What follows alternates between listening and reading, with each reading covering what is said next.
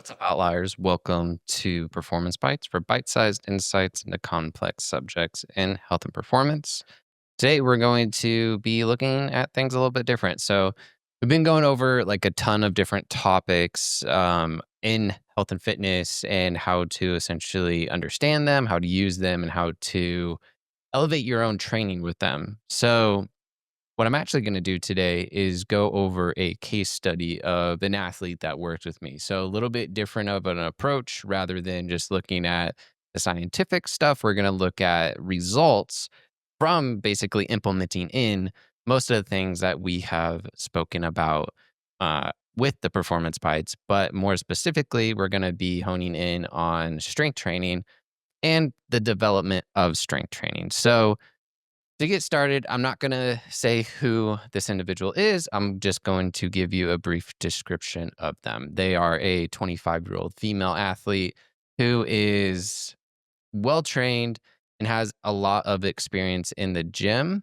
However, when she first came to me, she was more so just like working out, doing some stuff that was good, doing some stuff that was not so good, but it wasn't going to hurt her and it was going to at least get her moving and get her working her muscles. When we first began together, the idea was we're going to work towards building strength for riding dirt bikes and racing motocross. Now, sometimes when you start to do training appropriately and your body starts to respond, you start going, what else can I do with this? Because maybe the thing that I originally was going to be training for isn't my main focus anymore. Times have changed. I still love doing this, but I really want to focus on that. So that's kind of what we started to run into after a while. Started to recognize some really good changes, some really good gains, and started to kind of go, what can we do to maximize this person's human potential, essentially? She's not a professional athlete. She's not trying to make a living doing any single sport. So she really wanted to kind of figure out what was going to be the best thing for her, her body, her schedule, what can really fit into kind of her lifestyle as well. And that's when we really started to dial in her training. Now, when we first began training together, it was more so on my pre-made programs, which back when I started making those in 2022, she was kind of just looking for something to follow, a script, so to say. And that's where my programs came in play, and she just started to do them at home. It was very quick that she needed to leave the home gym and started to go to a more of a box gym where she was going to have access to more equipment, more weight, and stuff like that. So, if I'm looking back on the charts, which I have here on my computer, we started roughly October of 2022. So, we're about 2 years and 5 months, call it 2.5 years. 2.5 years in, and the amount of change that has occurred for her in her strength has been phenomenal. Now, it's very important to kind of bring forth the idea that everyone's body responds differently to different things and everybody has their things. Some people are going to be more aerobically driven, so running 10Ks, running half marathons, marathons is going to be more of their thing, while some athletes are going to be more power, more strength driven.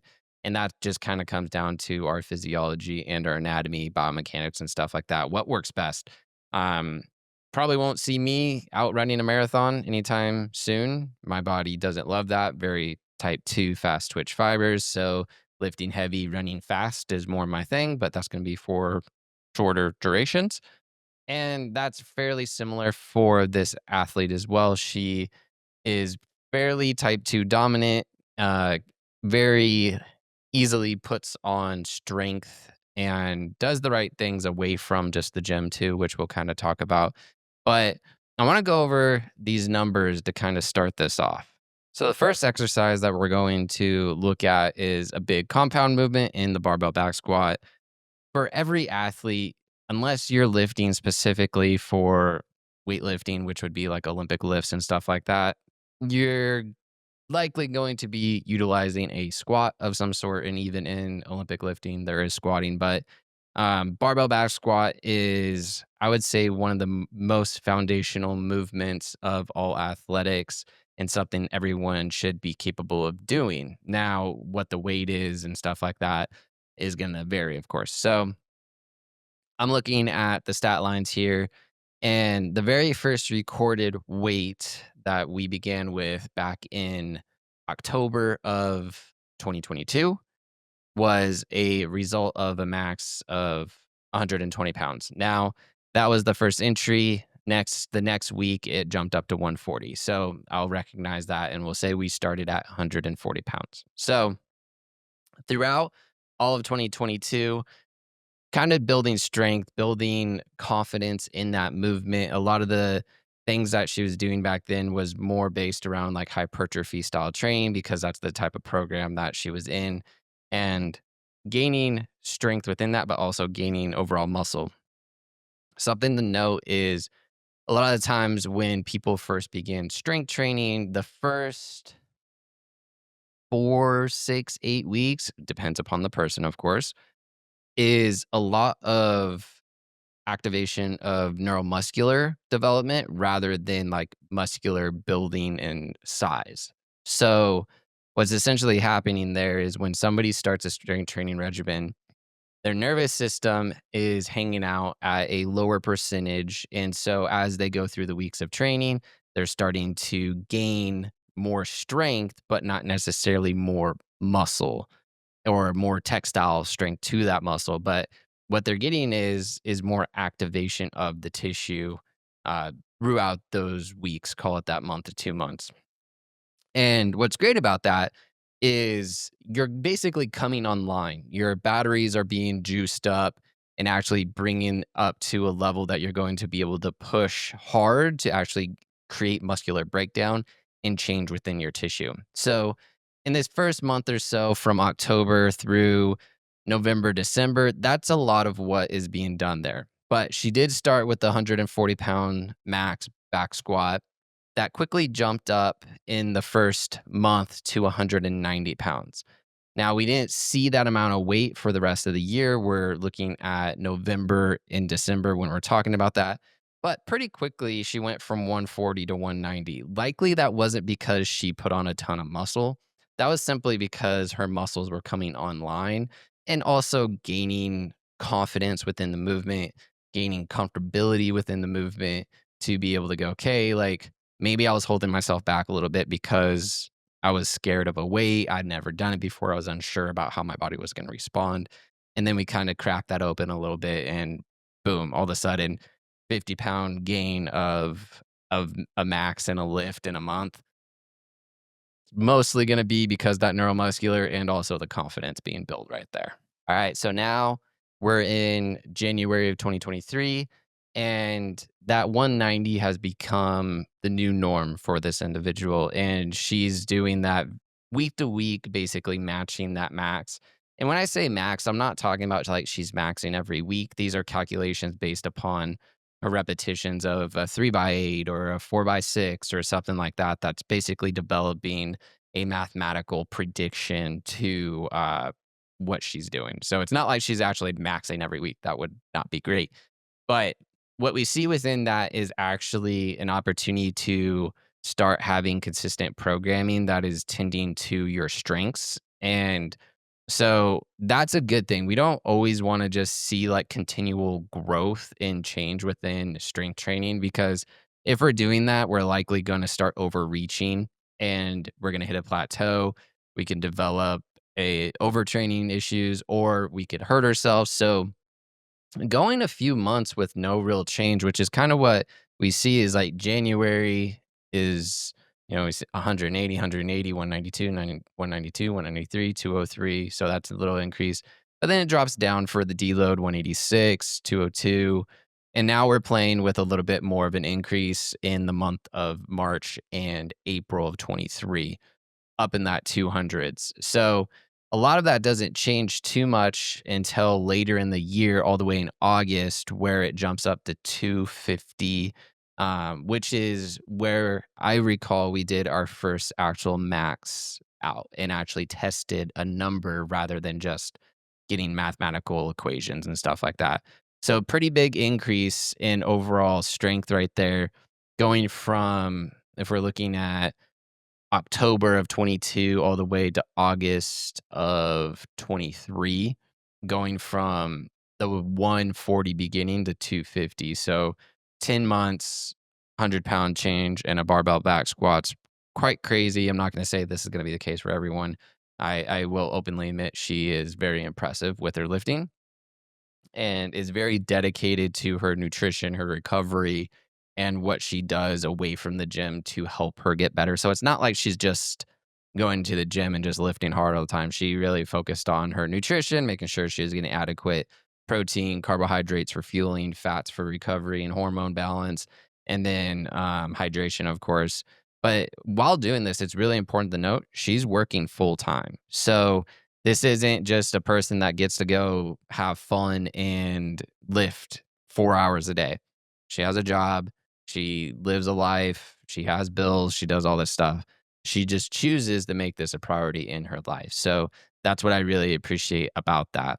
So that increase 10 months, 100 pounds, pretty crazy jump there. So now we roll all the way into um May of 24 is the next time we start seeing numbers that are calculated. Now, a big reason for that was because a change in the training that happened in that time, basically from September all the way through April, May of the next year, the training just changed. And that's totally okay because depending upon what the person wants, what they're looking for, sometimes we need to take a step away and not really do big lifts. Doesn't mean that she wasn't doing the squats and the variations of squats. She just wasn't doing the barbell back squats strictly. So we jump all the way to May of 24. We see the same numbers that were being done back in August: 230, 248, 267. That's an increase up from that 153. So the strength has remained. It didn't go anywhere because obviously, like I said, we were doing other stuff during that time. A lot of like 1 1/4 reps, front squats. There's a lot of Olympic lifting that was happening during that time. So we're getting her ready to do the CrossFit Open, which changed the game completely because all of a sudden she needed to learn how to do Olympic lifting. And barbell back squat just wasn't as much of a important movement for when she needed to learn how to clean, jerk, and snatch, essentially. And so during that time of September through May, she was mostly just doing Olympic lifts and getting that down, getting familiar with those lifts, which is something that is pretty darn impressive to really look at for somebody to go from just like power lifts to also weight lifts and be able to have that coordination and that strength transfer over into power. So quite cool. Um, Her next max, looking at this, would have jumped up to 173, which was in June of 24. And then July of 24, we get a pretty good increase up into 291 pounds for the barbell back squat. So really cool getting up towards that 300 mark. Now, throughout the rest of the year, we didn't really put a lot of focus once again into maxing out those lifts simply because we were trying to get more Olympic lifting. She really wanted to get better at CrossFit and be able to utilize that for this year's 2025's CrossFit Open. So we did do a max out at the end of the year, slash at the beginning of the year that brought her up into the 300s. So we see on January of 25, a 303-pound barbell back squat, and then a in March, which would have just been last month, um, we increased her predicted max to 325 after doing that 303 in January. The reason why I did that is because she is working towards a powerlifting competition now. She did the CrossFit Open for 2025. She said, I want to do something different. I have this thing going on. I would like to train for it. So we actually moved her predicted max to 325 as a goal. essentially, which is quite a big leap and jump up from that 303, but not unrealistic because what she actually did week 1 was then have a predicted 332 barbell back squat. Now that, like I said, these aren't actually repped singles, these are predicted. The 303 was a 2 rep max prediction. So that was probably like a 295 for 2 type deal. Um, while the 325, like I said, was a manual entry, but that 332, that's a legit prediction based upon the amount of weight and repetitions she did. So getting up there, quite impressive with a barbell back squat. Now her other lifts do the exact same thing. So like if I was to look at her deadlift, we start in November of 22 up at 160 and then all the way up to 375. Pretty darn impressive. So 375 was her max out at the beginning of the year. So that's a pretty big jump. Once again, another predicted manual entry that I put in is 395. These numbers are for her powerlifting competition, so we're training towards those numbers now. But 375 barbell back squat with about a 325, or excuse me, 375 deadlift with a barbell back squat of the 325. Very strong individual here. It's important to note too that this individual is not like ginormous. So she is about 5'6", 5'7" ish, and about 150 pounds. Okay. So keep that in mind. She's not just this like little ball of muscle that is, has the leverage. She's very athletic and actually built just kind of like a shit brick house, which is pretty cool and pretty impressive. Barbell bench press to finish off the 3 big compound movements started at 95 pounds and has gone all the way up to 195 pounds. So 100-pound gain in an upper body compound movement. Super impressive. And obviously, like not as big as what we saw in the lower body, but we're talking about upper body. The upper body is not as large and isn't going to gain as much mass and strength as quickly. So to gain 100 pounds of your max in 2.5 years is pretty darn cool and also very, very impressive. And this is for a female athlete. So if you're a male athlete listening to this and you're curious about like, well, how did all this happen? Would it be any different for me? Not really. These are numbers based upon the athlete's goals, of course, but it's really just about consistency and periodization of the program with the right progressions and the right regressions and deloads at the right time to allow this individual to recover and basically get the adaptations that they needed. So I mentioned that there was a patch of time in 2024 where she wanted to start focusing on Olympic lifting for the sake of CrossFit and then also just kind of fell in love with training Olympic lifting. So when we first started, it was important to get the cleans down because there's the clean and jerk movement that's very important for weightlifting, and then the snatch as well. So first thing we're going to look at is the clean and jerk. So she started doing the Olympic lifting in July of 2024. Now remember, this is a over a year and a half after she began training with me in the first place. So she gained some strength, some coordination. This was not unfamiliar territory for her to be with a barbell. So started that out with 175, which if you're not familiar with the clean jerk, clean that weight up off the floor, comes and sits on your collarbones, and then you jump and basically do like a jump lunge with an overhead press. So she is putting 175 pounds of weight over her head. That's pretty darn cool.